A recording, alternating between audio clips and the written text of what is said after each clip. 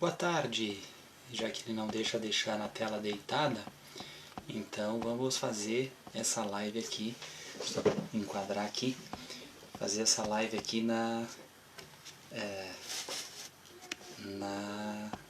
horizontal mesmo aqui. Bueno, ontem eu tentei gravar uns vídeos aqui e na hora de inverter a tela, que eu queria mostrar algumas coisas, estava falando do livro de Canudos, queria inverter a tela para mostrar no computador, não deu certo, tá? Então nós vamos completar hoje aqui essa conversa de hoje, né? Vamos completar ela aqui, esse diálogo, tá? Deixa eu só ver se tem som, fazer um teste aqui se tem som. Tem som, tá funcionando aí. Bueno, na verdade então assim, desse livro aqui, né, em virtude desse livro, eu fiz a leitura dele nesse período que eu trabalho até às 5 e até a meia-noite, quando eu vou dormir, eu tenho usado um tempo, né, também para pôr algumas leituras em dia. Canudos, de Antônio Conselheiro a Belo Monte, tá? De Antônio Conselheiro a Lula da Silva, né? Que é um livro do Pedro Lima Vasconcelos, professor lá da UFAL de Maceió, e na verdade então ele retrata, né, fala a respeito então do Belo Monte, de Canudos, né, de Antônio Conselheiro. Eu conheci essa discussão, né, por meio do canal Paz e Bem, do Mauro Lopes, que é editor do 247, né. O professor Pedro Lima Vasconcelos fez um curso sobre Canudos em 9, 10 aulas, vocês podem achar no YouTube, no canal Paz e Bem. Tem outras playlists lá que falam sobre espiritualidade, sobre religiosidade, sobre os mais variados aspectos, né, e outras pessoas que falam, mas tem os cursos que o professor Pedro Vasconcelos faz, né, e que anteontem eu já tinha começado, ontem também, aí eu fui descobrir que o meu celular, a gravação da inversão de tela, ele elimina e encerra o vídeo, né, e acabei então perdendo, né, uma parte, né, mas se vocês forem lá no meu canal no YouTube, vocês vão encontrar então um pequeno resumo, né, inicial, né, desta temática e que a gente dá continuidade hoje, tá? Primeiro, nós vamos só contextualizar algumas coisas, né? Que é quem foi o Antônio Conselheiro, Antônio Maciel, né? Nasceu em Quixeramobim, no Ceará, tá? Ele, aqui eu estou vendo o Ramão aqui, né? Ele foi então, ele foi morou no Ceará e com uma certa idade, na faixa dos 40 anos, começou a peregrinar pelo Nordeste empobrecido, tá? Pelo Nordeste com uma série de problemas sociais, né? Enfim, numa região de seca, com miséria, com fome, e passou a fazer uma espécie de catolicismo popular naquele contexto, tá? Naquele contexto, uma espécie de catolicismo popular que o levou então a organizar segmentos da população, tá? Segmentos da população para estar envolvidos, né? Envolvidos em construir uma unidade, uma solidariedade, tá? Aqui agora eu estou vendo também, está acenando aqui a tia Rosa, né? Um abraço, tia. Fica pequenininha a tela, por isso que eu tenho que me puxar para frente aqui para poder ver os nomes, tá? Então, ele passou então a organizar pessoas para viver um coletivo, né, que batizaram, né, no Arraial de Canudos, na Bahia, né, na várzea do rio Vaza Barris, tá, batizaram de Belo Monte. E muitas pessoas pobres, miseráveis, passaram a deixar a sua vida de semi-escravos, né, naquele contexto aí de transição da monarquia para a república, né, 1889 nós tivemos a proclamação da república, a rigor uma espécie de golpe militar, que também está chegando a Denilson, tá? Nós temos então essas pessoas deixando grandes propriedades rurais de coronéis do sertão, né, como era o caso do Cícero Dantas, que era o barão de Jeremoabo, depois nós vamos falar disso, um dos principais, que passaram a perder mão de obra barata, praticamente escrava, né, para esses sertanejos, agricultores, passarem a viver uma vida coletiva no Arraial de Belo Monte, né, sob a liderança espiritual, religiosa e, por que não, política, né, do Antônio Conselheiro, do Antônio Maciel. Isso desagradou segmentos da sociedade. os grandes proprietários de terra, né, segmentos políticos, né, também, que são alinhados ao poder econômico, no caso, né, para você poder ter uma massa de manobra, de voto de cabresto no processo eleitoral, né, segmentos também de poder da igreja católica, né, do clero, naquele contexto, porque viam como uma ameaça aquele tipo de catolicismo popular, mais envolvido com as pessoas, mais próximo das pessoas, né, eu diria até mais próximo de Jesus Cristo, né, dos ensinamentos de Jesus Cristo. Tá? O que levou então a uma série de perseguições ao Antônio Conselheiro, perseguições jurídicas, policiais, militares, né, que levaram então a 4 expedições, 3 delas rechaçadas pela população do Belo Monte, né, pelos conselheiristas que conseguiram ganhar de forças militares, mas na 4ª então um massacre gigantesco, né, que levou praticamente à extinção de toda aquela coletividade, praticamente todas as pessoas acabaram sendo mortas, incluindo também o Antônio Conselheiro, né, que acabou morto então em 1897, né, que foi o ano da sua morte. O que acontece, pessoal? Isso tem um pouco a ver também, uma certa relação, né, com o contestado, né, na nossa região, que foi em 1912, semelhante, né, um líder religioso popular, né, de catolicismo popular, o monge João Maria, que organiza os sertanejos a lutar contra as forças republicanas e militares que estava tomando a terra daqueles poceiros para dar para uma empresa de construção de ferrovia de capital estadunidense, né, a Farquhar, Percival Farquhar, né, 15 quilômetros marginais, às vezes a mais, às vezes um pouco menos, né, da construção da ferrovia Norte-Sul, né, expulsando das terras então aqueles caboclos. E a mão forte do Estado, né, naquele contexto, se impôs para dizimar, né, também aquela população que resolveu enfrentar naquele cenário, né, aquilo que eles consideraram uma injustiça. Né? Então os pressupostos de Canudos e do contestado são semelhantes, são similares. Tá? Tá chegando também o Lucas aqui, o Pisato, foi meu aluno, né? Lá em Fernando Machado, no distrito Fernando Machado. Bueno, dito isso, eu acho que bem brevemente, eu não sou um expert, tá? A leitura do livro, de outros livros são importantes nesse cenário. Eu quero só passar para... Só vou ter que fazer uma manobra aqui, vamos ver se vai dar certo. Aí, foi para a tela do computador, era isso que eu queria fazer ontem. Tá? Então ali você tem hoje o atual município de Canudos, na Bahia. Tá? Esse desenho losango no meio. Se você olhar para baixo, você vai ver, né, vamos aproximar aqui, você vai ter aí também Euclides da Cunha, tá? Que é o nome do município. Então Euclides da Cunha foi o jornalista do Estadão que contou basicamente a versão dos vencedores, né, no livro Os Sertões, tá? Sobre aquele massacre, aquela guerra. Né? Do lado você tem Monte Santo, né, que também foi um dos nomes. Então, do lado da homenagem a um dos vencedores, um nome do lugar. Né? Que mais acima você tem o Uauá, que é um município baiano, né, muito citado naquele contexto. Aqui do lado você vai ter 2 homenagens ao Cícero Dantas. Cícero Dantas e Jeremoabo. Ele era o barão de Jeremoabo. Então essa é uma região da Bahia que eu não conheço, né? Mas eu e minha esposa estivemos lá perto, né? Se você chegar aqui, ó, você tem Petrolina, tá? Se aproximar um pouco a tela, deixa eu ver aqui. Tem Juazeiro. O Juiz, por exemplo, era de Juazeiro, na Bahia. Né? Juazeiro e Petrolina são divididas pelo Rio São Francisco, né? Petrolina em Pernambuco, Juazeiro na Bahia. Tá? O Juiz, que perseguiu muito o Antônio Conselheiro, era dessa região, desse município. Né? Ano passado, eu e minha esposa, nós circulamos, né, aqui a partir de Petrolina, né, uma região, cidade grande, né, Juazeiro também, somando os 2 municípios, 500 mil habitantes. Passamos aqui Lagoa Grande, Santa Maria do Boa Vista, Cabrobó, que é onde tem um dos eixos da transposição, Floresta, que é onde tem o outro eixo, nós conhecemos, né, esse eixo. Petrolândia, uma cidade muito bonita, né, que eu achei muito bonita e muito bacana de se conhecer do ponto de vista do turismo, né, do Juliano Feitosa, né, que foi quem nos recebeu lá muito bem, tá? E também em Pernambuco. Depois nós viemos aqui para Paulo Afonso, que é a cidade onde nasceu a Maria Bonita, né? Uma cidade também que eu achei muito bonita, na Bahia já. Aí depois nós entramos em Alagoas, nós passamos aqui Delmiro Gouveia, onde tem aquela estrelinha aí, Tem Piranhas de um lado, Alagoas, Canindé do São Francisco e Sergipe do outro. Tá?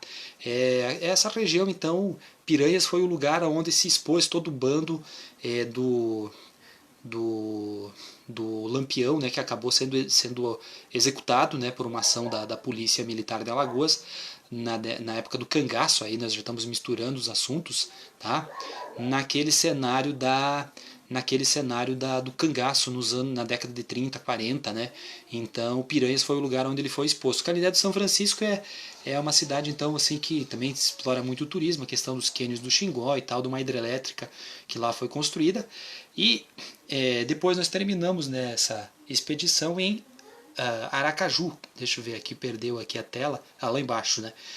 Mas na verdade não chegamos a conhecer. Tá? Então aqui só para situar, né, do ponto de vista geográfico aqui, né, nós temos o estado da Bahia, aqui nós temos o estado de Alagoas, aqui o estado de Sergipe e aqui o estado de Pernambuco e o Rio São Francisco, né? Então era uma região próxima, né, aonde estava Canudos, mas o rio mesmo era o rio Vaza Barris, tá? Vamos voltar aqui, voltamos para a tela aqui, voltamos aqui para a tela, aí nós vamos propriamente para o livro. Tá? Aqui para o livro. Eu tenho que olhar para minhas anotações, tá? Na página 175, tá? Uma provocação que o ex-presidente Lula fez, tá?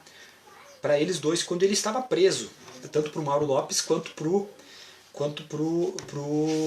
professor, então, Pedro Lima Vasconcelos.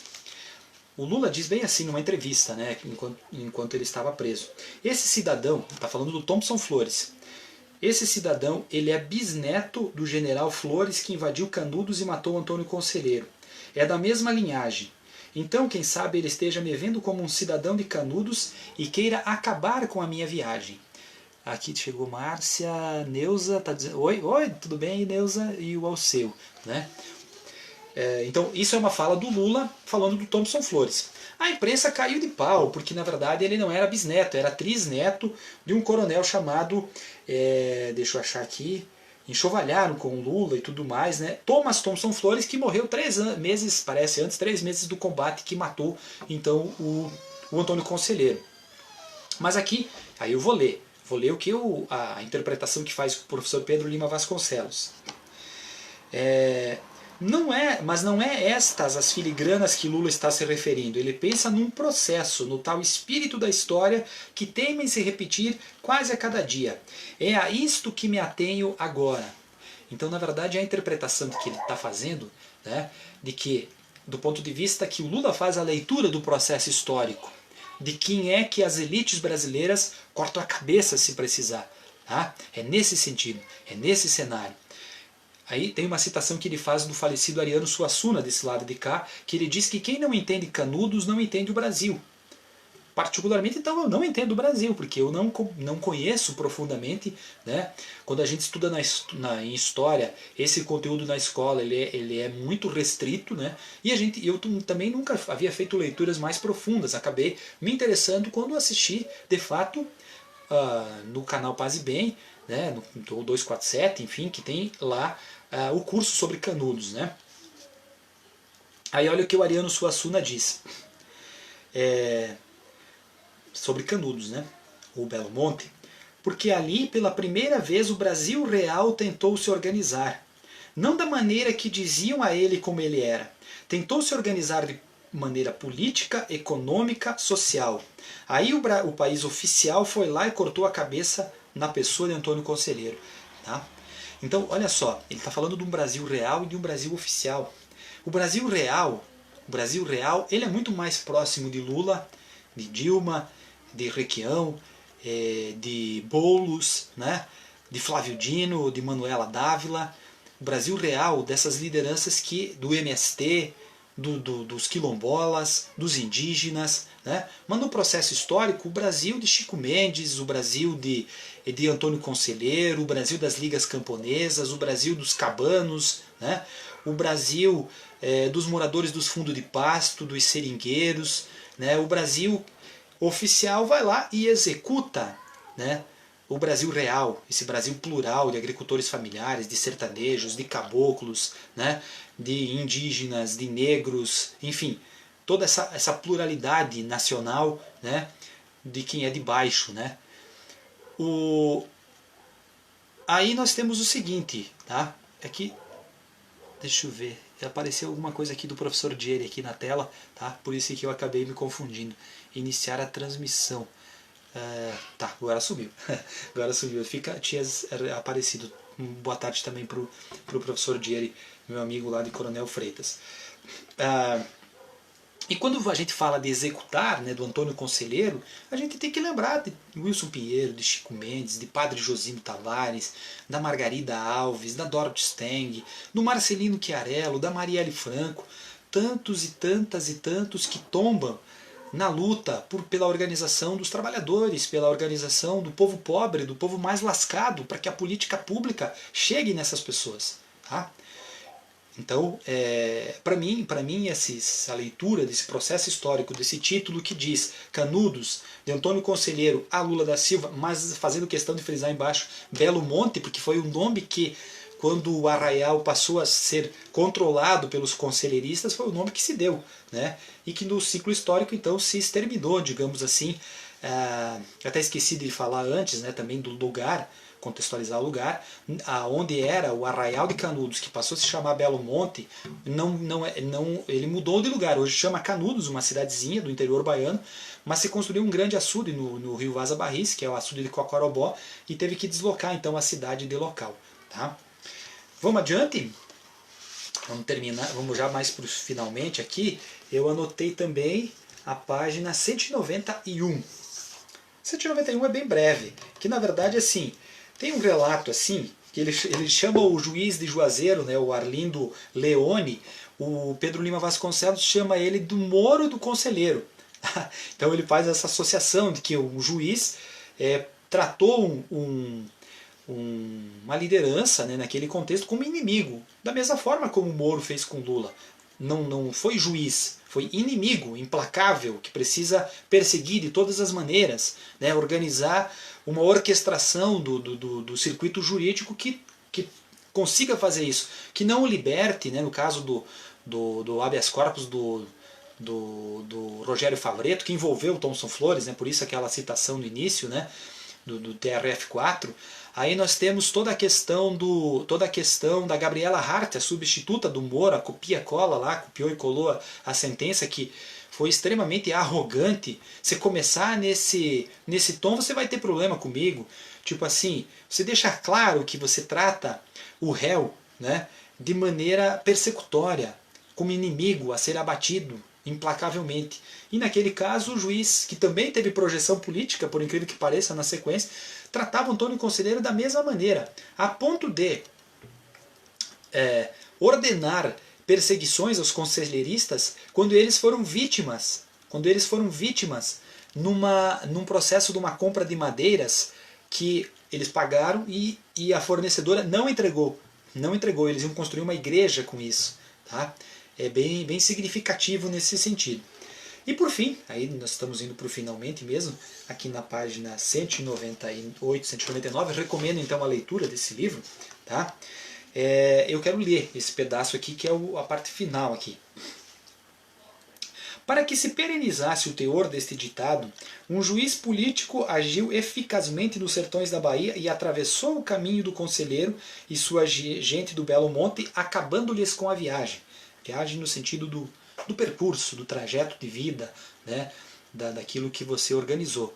O Carlos Lusa está dizendo aqui, muito inteligente a tua fala. Não, na verdade não é, obrigado, agradeço, mas é uma leitura. Né? Eu estou fazendo... Quem produziu, né, quem merece, digamos, esses méritos, então é o professor Pedro Vasconcelos, né, da UFAL de Maceió. Tá? Mas agradeço de qualquer forma. Mas um improvável e teimoso menino nascido em Caetés, que naquele tempo pertencia a Garanhuns, Pernambuco, então o Lula ele está falando, já mostrou uma vez que a história pode ser diferente. Quem sabe ele mesmo, ou alguém que lhe siga os passos, repita a façanha, apesar de tudo e de todos que podem ter no imparcial agora em Brasília sua mais grotesca e chocante, sua expressão mais grotesca e chocante.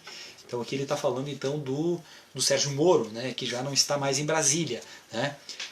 Que é essa questão então de você fazer Aproximar, 1897, Belo Monte, Canudos, Guerra de Canudos, execução dos conselheiristas, extermínio, uso da força do exército, matar pessoas, né, em prol de quem tem poder, de grandes proprietários rurais, contra povo sertanejo que largava o quase morrer de fome para ir viver no lugar que se dizia que era o paraíso na terra, que tinha cuscuz, que tinha farinha, que tinha feijão, que tinha fartura. Tá? Da mesma medida, você faz isso com quem, né, fez como obra de vida do seu governo levar 3 refeições diárias para todos os brasileiros. A ponto de no Brasil, em 2013, no governo Dilma, na sua sucessora, o Brasil sair do mapa da fome da ONU, para onde nós estamos quase voltando. Tá? Então é essa reflexão, é essa a discussão, que agradeço que está chegando também o João Vitor, o Pablo, o João Vitor, nosso vizinho aqui de Guatambu, e o Pablo, meu amigo virtual, no caso, lá do Equador, tá? E que conhece muito bem essa lógica dos lawfare, das fraude processual, por ser do mundo jurídico, por ser do mundo do direito. Tá? Meus caros, vou publicar lá na sequência, né, esse vídeo também lá no canal. Conto, inclusive, com mais pessoas que queiram seguir. Não é obrigado, né, pessoal? Mas quem quiser, contribui, ajuda no ponto de vista do fortalecer, da visibilidade para as nossas ideias, que não são as melhores do mundo, mas são a minha versão, a minha visão dos fatos. Se passou algum comentário, depois eu observo depois. Tenha uma boa semana.